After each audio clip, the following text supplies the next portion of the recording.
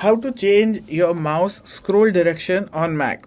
By default, it tends to be a bit annoying, but I changed this setting to make it amazing or natural. Why do I say natural? You'll find out in a minute.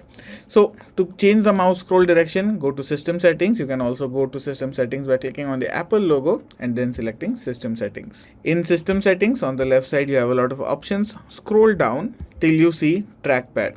Click on Trackpad and then now that you're in trackpad, you can see we have scroll and zoom, and I have turned on this option called natural scrolling. So what does this do? You can see it on the top as well. If you swipe up with 2 fingers, it is going to take your page up like you are actually swiping on the page itself. If you turn it off, however, if you swipe down from the top, the page is going to go in the opposite direction.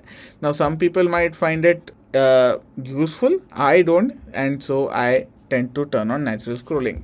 So if I show it to you over here, I am actually swiping down right now, and you can see that the sidebar is scrolling up, and this is going to be the same for basically, and this is basically universal on the Mac. So it doesn't matter whether you're using this app or your browser, it is going to be the same. I'm going to swipe up and you can see that it is actually swiping up.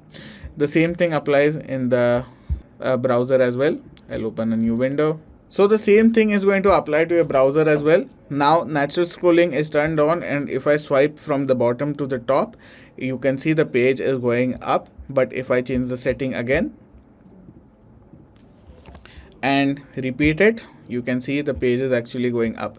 So basically it is like whether you want to move the page on your own or you want to tell the Mac the direction in which you want to view the page, if that makes sense. Does it make sense? Let me know in the comments. Hopefully this video is helpful. Turn on natural scrolling, don't forget about that, and see you in the next video. If you have any doubts, let me know in the comments.